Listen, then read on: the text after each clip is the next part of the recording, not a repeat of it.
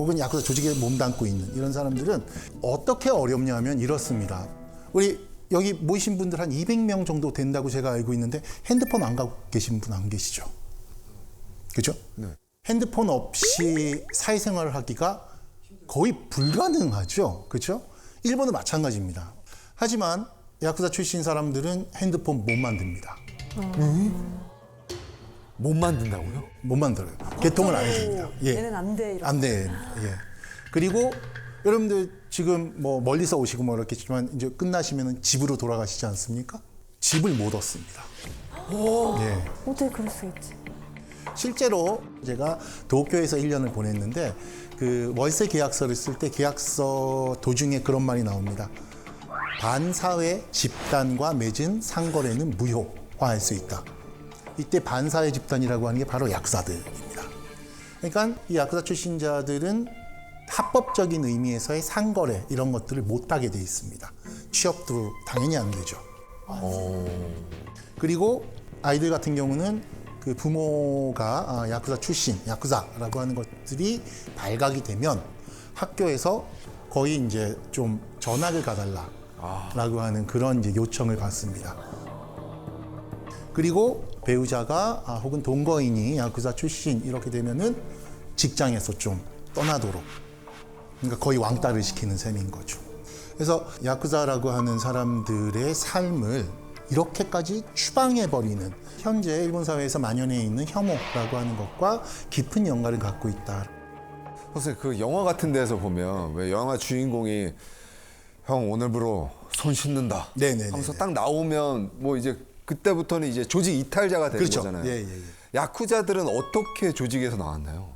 나 여기서 이제 좀 나갈래요. 그러면은 빠이빠이 하고 그냥 나가는 게 아니겠죠. 그래서 절지를 하는 겁니다. 영화에서 보던 네네, 영화에서 보던. 그 진짜 예, 리얼이에요? 진짜로 이제 절지를 하는 겁니다. 근데 굳이 왜 손가락 이걸 자른 이유가 있어요? 이거를 이제 일본 말로 게지메라고 하는데 이제 사람이 달라졌다라는 걸 상징하는 거죠. 이제 이 세계 사람이 아니라는 거예요. 일종의 그 상투를 튼다거나 이런 것들과 동일한 위상에서 우리가 생각하면 되지 않을까라는 생각이 듭니다. 통과 의례 같이. 그렇죠. 그리고 이제 조직의 사무실에 가면은 명패가 쫙 걸려 있어요. 김재우, 김항, 뭐 누구 쫙 걸려 있으면 이게 이제 말하자면은 그 야쿠자 조직의 멤버로서 주변의 야쿠자 조직들이 이 멤버를 공유하고 또 경찰도 같이 공유합니다. 그리고 이제 파문을 당하게 되면은 그 명패를 떼는 거죠. 그러면서 이제 그 파문장을 경찰을 포함해서 이 야쿠자 조직에 전부 그 파문장을 돌립니다. 왜냐하면은 그 부하가 사고를 치면은 오야붕이 대신 절지를 한다거나 이렇게 해서 그거를 수습하거나 그렇게 하거든요. 그래서 사실 야쿠자 사회에서는 연좌제가 엄청 강했던 거죠. 엄청 강한 그 규율로 묶여 있었기 때문에. 하지만 사실 일본 사회라고 하는 곳에서는 야쿠자가 있어서는 안 될 부정적인 이런 이미지가 정착한 거는 그리 오래된 일이 아닙니다. 이 야쿠자라고 하는 조직이 되게 신기한 조직인 게 오랜 기간 동안 일본 사회의 일상적인 생활 공간 안에 공존하는 존재였습니다.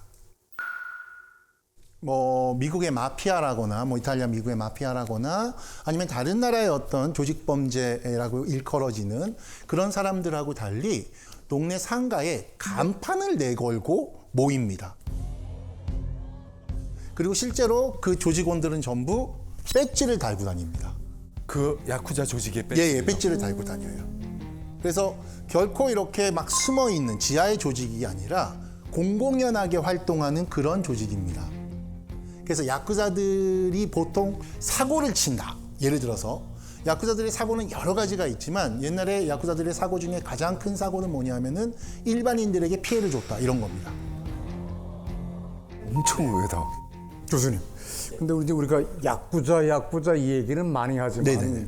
정확히 야쿠자의 뜻이 뭔지 모르겠어요. 예. 야쿠자의 어원 자체는 893을 읽게 되면 야쿠사가 됩니다. 893? 893. 이거 더해보시면 얼마가 돼요? 20. 20. 그 도박을 할 때 여기 뭐 섰다나 이런 거 치시면 알겠지만 20은 망통입니다. 이게 이제 패가 제일 이 성립하지 좋은, 않는 팬인 네, 안 좋은. 거죠. 그래서 거기서 연원을 하는 게 야쿠자라고 하는, 즉 사회에서 쓸모가 없다라는 겁니다. 쓸모가 없다. 아니 그럼 사회에서 쓸모없는 인간들을 야쿠자라고 하는데 그 야쿠자를 야쿠자들이 만든 겁니까? 아닙니다. 이거는 이미 이제 정근대 사회에서부터 그 예를 들어서 김항 쟤는 야쿠자야 그러면은 쟤는 정말 형편없고 쓸데없는 애야 이런 말들을 하는 거예요. 그럼 그들은 자기들을 뭐라고 불리길 원했고 뭐라고 불렀나요? 자기들끼리? 뭐라고 그러냐면 의협, 의협 혹은 뭐 토세라는 말도 쓰는데 토세는 도생이라는 말인데 그거는 여러분들이 살고 있는 일반 세계하고는 전혀 다른 세계에 살고 있어요 라고 하는 게 자신들의 아이덴티티입니다.